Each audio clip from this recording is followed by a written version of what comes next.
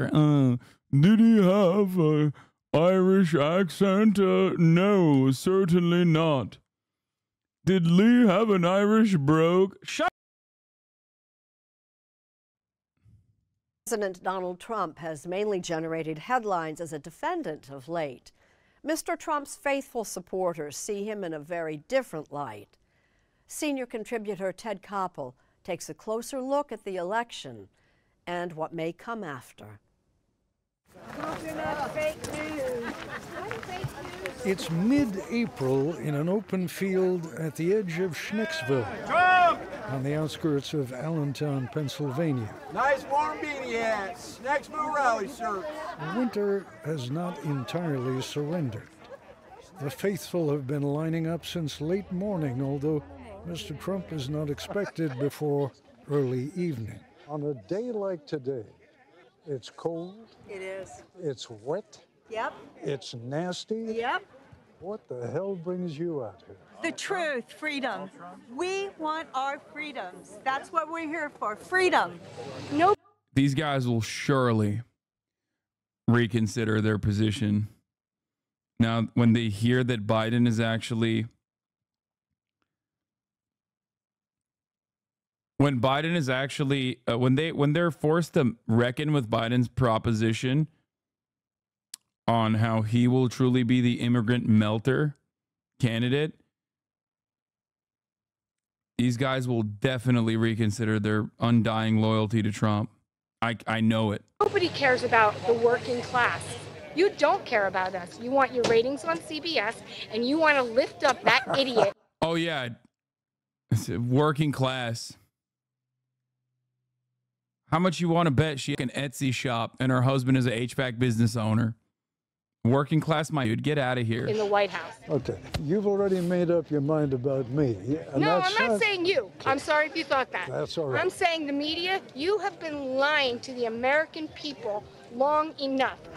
This rally took place weeks before any verdict in Trump's New York trial had been reached. But the faithful weren't going to be swayed by any verdict delivered by a New York jury. He's not guilty. If anybody's guilty, it's Biden. Sorry. There would appear to be very few, if any, people in this crowd. It was rigged. It was fake. Looking to be convinced of anything new. Do you folks think that Trump lost the last election? No, not at all. And truth will come out. Yeah. It's coming out slowly. There's going to be another election. And when it's all over, if they say Trump lost, He will not lose. well, It's in God's hand, and He's going to straighten this country out. I'm a Christian, and I just know that there's a lot more to this than what they're showing us out there now. I think God's behind everything we do here, and I mean that sincerely. you think President Trump is a man of God? Well, I would like to think he is. I feel he is. And every time he seems to get charged with something, more and more people come out to stand behind him. That would certainly appear to be the case on this blustery day in Pennsylvania. A solid crowd of close to 8,000.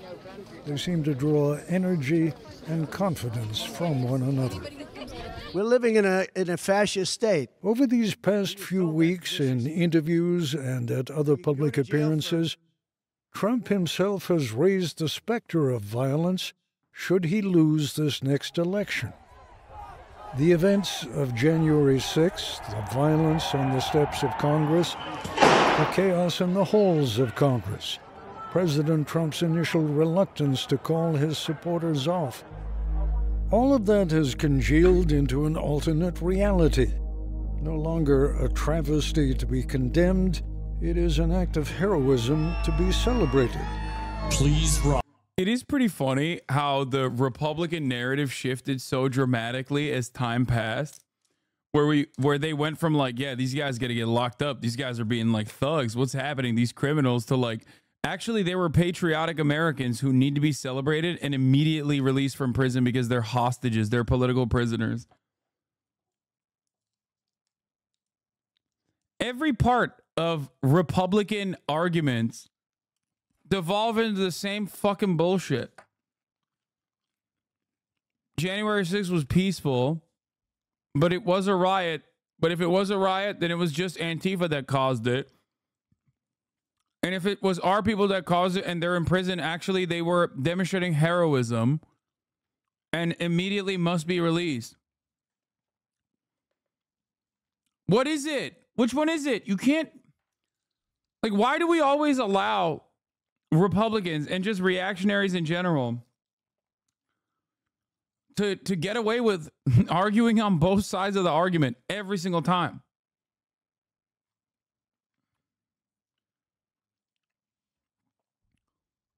You can say that about almost any right-wing position. Here, I'll use a random one.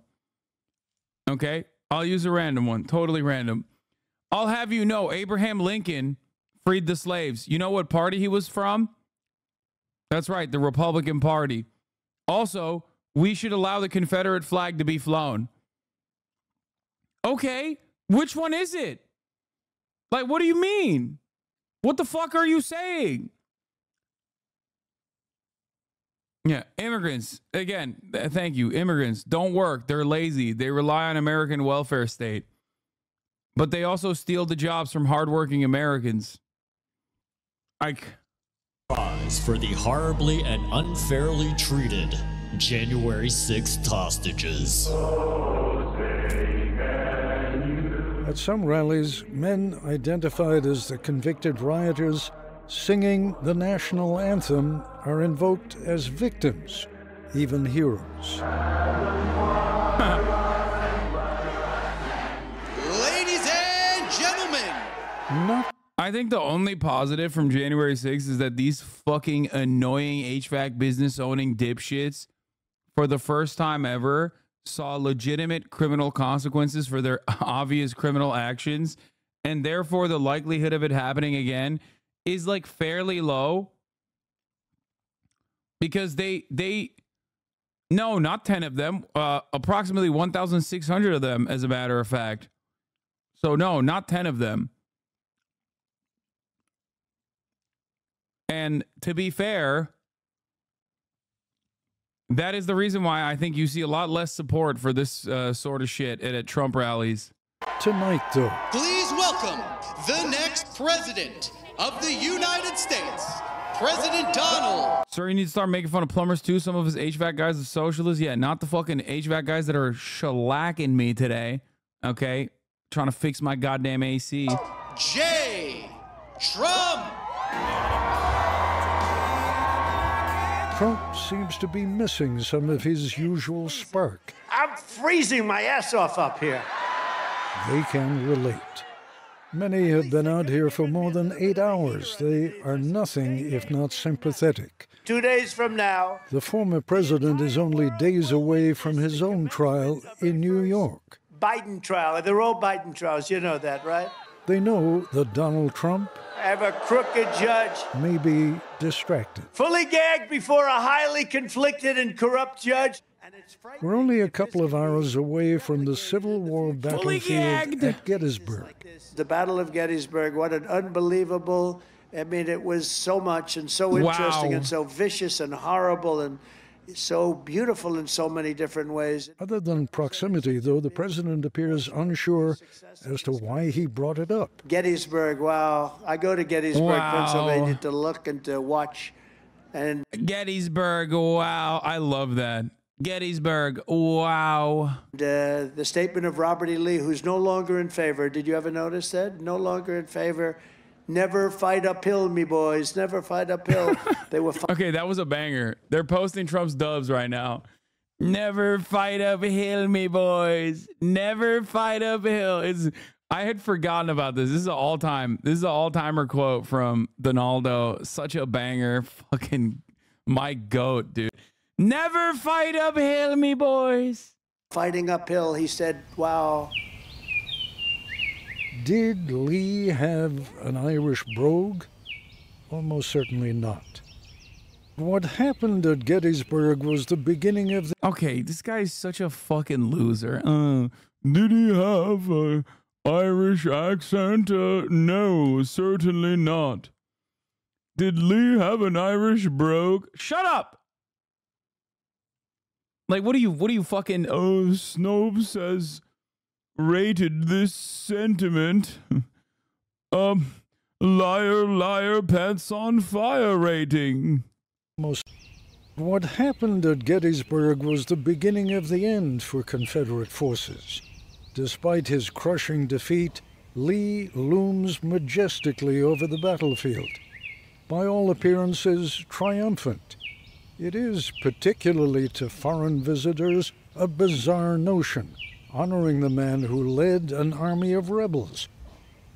It falls to Chris Gwynn, Gettysburg's chief of interpretation and education, to explain. The Confederates, they lost the battle, they lost the war, but for a long, long time, they won the war of memory. They won.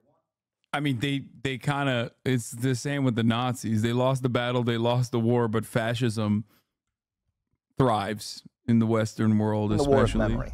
Because what most visitors encounter is a battlefield that has achieved this kind of moral equivalency. Chris, you're putting it in the past tense, as though that were no longer the case. It is still the case. It's still the case. There's a memorial down the road to the state of Mississippi. And on that monument, it talks about the righteous cause that Mississippians fought for. But what was that cause? Slavery. It's slavery. And you can go back to the Mississippi Declaration of Secession when the war begins. And Mississippians in 1860, 1861, they'll tell you exactly what the war's about, to protect slavery. Bro folded immediately. Yeah, you just got coupled. That right there, me boy, is a coupling. You just got coupled. That's not anywhere on that monument. Indeed, even as Chris Gwynn and I reflected on the war of memory, we learned that the names of Robert E. Lee and Stonewall Jackson are being restored to a couple of schools in Shenandoah County, Virginia. Let's uncancel Stonewall Jackson. Thank you. That reversal comes less than 4 years after the names were changed in response to the Black Lives Matter movement. Memory, history. Which ultimately triumphs, memory or history? Memory usually triumphs, at least in the short term. I don't think there has ever been a more recorded mini-insurrection than what happened on January 6th. And yet we're still arguing about what happened.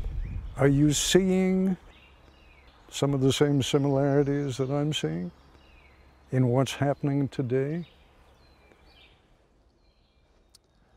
To a degree. I mean, you don't have to. If it's too hot a potato... It's a little hot. It's a little hot for the Park Service. What I remember from the January 6th riot, insurrection, is I saw Confederate battle flags in the halls of Congress for the first time. They achieved something that Robert E. Lee and his Army of Northern Virginia never even got close to. They're physically in the halls of Congress with the same battle flag that Virginia units on this battlefield carried. And that's something I never thought I'd see. Does it bother you? Deeply, profoundly. Because? We fought a 4-year war that cost 700,000 lives. And to see that symbol, that flag, utilized in that way, and to see it in that building was something that I think if you could go and reincarnate some of these Union soldiers, these United States soldiers buried in that cemetery, they would be aghast at the sight of that.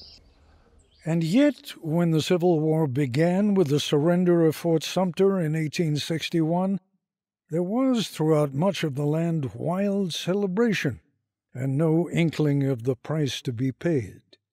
Wars rarely begin in a climate of foresight. So could the chest beating at a political rally provide real insight as to what could happen in the event of another Trump defeat? We have to get Biden the hell out of office and send him back to wherever he comes from. Condition 1, be ready. Which means I don't know. I think there's going to be some real unrest in this country. I think everybody will step up now. In condition 1, be ready. Just be ready. That's why, sir. Condition 1.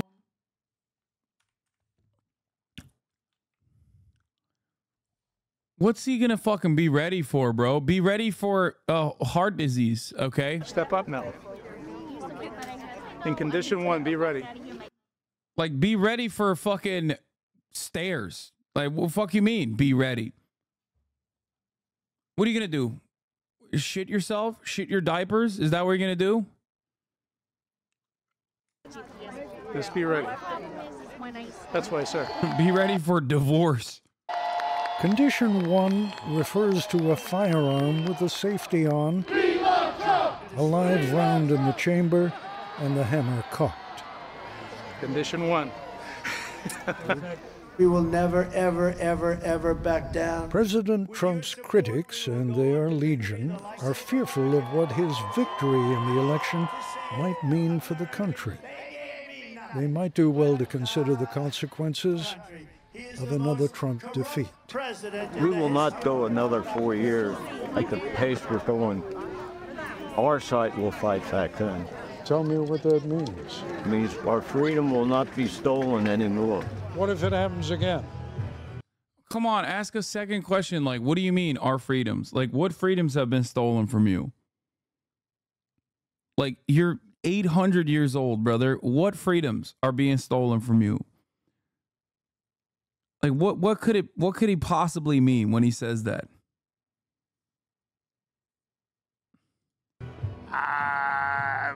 Be ready. Just be ready for war. Really? I think some of us are gonna go and be a little nuts over it.